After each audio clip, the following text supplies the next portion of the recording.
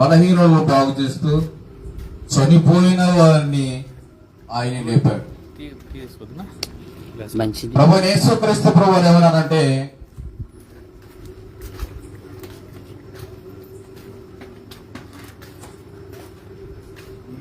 నేనే పునరుత్థానమును,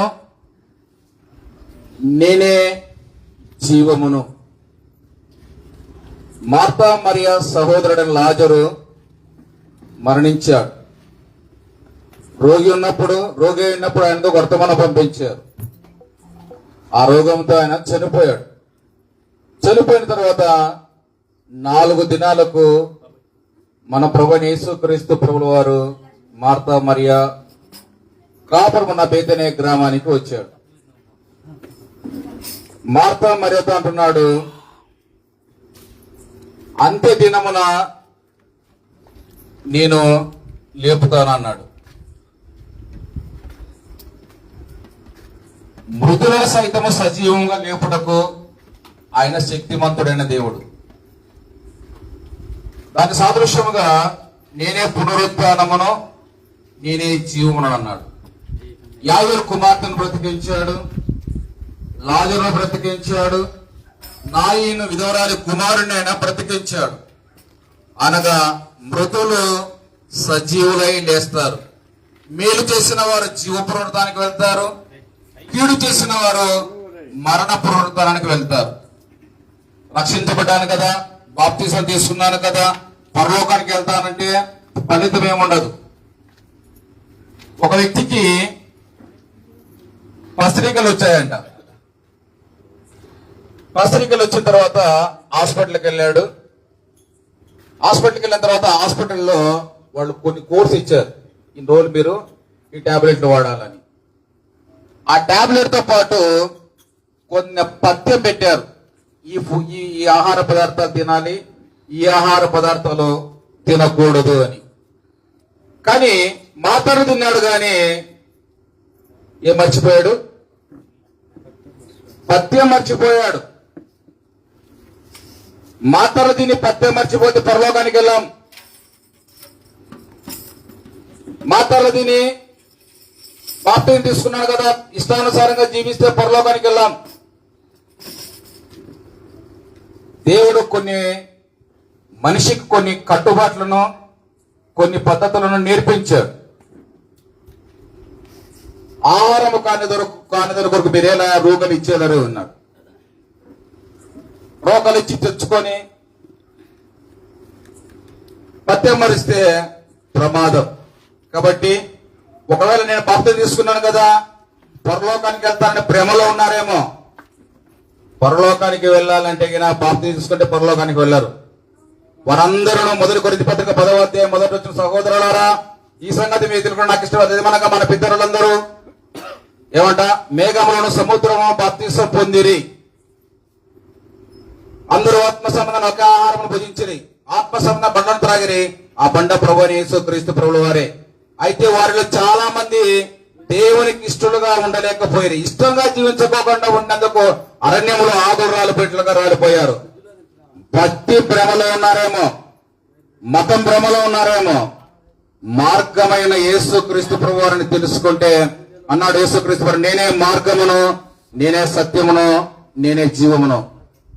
లాజరును బ్రతికించాడు, నేనే పునరుత్థానం అన్నాడు. గుడ్డివాణ్ణి బాగు చేశాడు, నేను ఈ లోకమునకు వెలుగును అన్నాడు. ఆకలిగా ఉన్నప్పుడు ఆహారం పెట్టాడు, నేనే జీవాహారము అన్నాడు. నేనే జీవాహారము. కాబట్టి యేసుక్రీస్తు ప్రభువును సొంత రక్షకునిగా అంగీకరించి పాప క్షమాపణ నిమిత్తం ప్రతివాడును మారు మనసు పొంది ప్రతి ఆదివారం నా ప్రభువులో పాలు పొందుతూ ప్రభుకు ప్రీతికరమైన జీవితం జీవిస్తే పరలోక రాజ్యంలో మనము యుగ యుగములు దేవునితో గడిపే భాగ్యాన్ని దేవుడు మనకు అనుగ్రహిస్తాడు. కొద్ది వాక్యాన్ని దేవుడు మనకు పొందుపరిచేను గాక.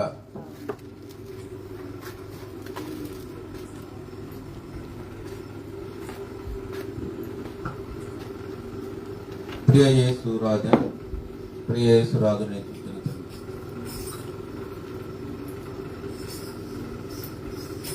ప్రియ యేసురాజును నే చూచిన చాలు మహిమాలోనే నాయనతో నుంటే చాలు ప్రియ యేసురాజును నే చూచిన చాలు మహిమాలోనే నాయనతో నుంటే చాలు నిత్యమైన మోక్ష గృహము నందు చేరి నిత్యమైన మోక్ష గృహము నందు చేరి భక్తుల గుంపులో సించిన చాలు భక్తుల గుంపులో సించిన చాలు ప్రియ యేసురాజును నే చూచిన చాలు మహిమాలోనే నాయనతో నుండే చాలు యేసుని రక్తమందు కడుగబడి వాక్యం చే నిత్యం భద్రపరచబడి యేసుని రక్తమందు కడుగబడి వాక్యం చే నిత్యం భద్రపరచబడి నిస్కలంక పరిశుద్ధులతో నేను నిస్కలంక పరిశుద్ధులతో నేను బంగారు వీధులలో తిరిగేదాను బంగారు వీధులలో తిరిగేదాను ప్రియ యేసురాజును నే చూచిన చాలు మహిమాలోనే నాయనతో నుంటే చాలు దూతాలు వీణులను మీటున్నప్పుడు గంభీర జయధ్వనులు మ్రోగునప్పుడు దూతాలు వీణులను మీటున్నప్పుడు గంభీర జయధ్వనులు మ్రోగునప్పుడు హల్లెలూయా పాటలు పాడుచున్నాం హల్లెలూయా పాటలు పాడుచున్నాం ప్రియ యేసుతోను నేను ఉల్లాసింతును ప్రియ యేసుతోను నేను ఉల్లాసింతును ప్రియ యేసురాజును నే చూచిన చాలు మహిమాలోనే నాయనతో నుంటే చాలు ముళ్ళ ముకుటం పైన పలను చూచి స్వర్ణ కిరీటం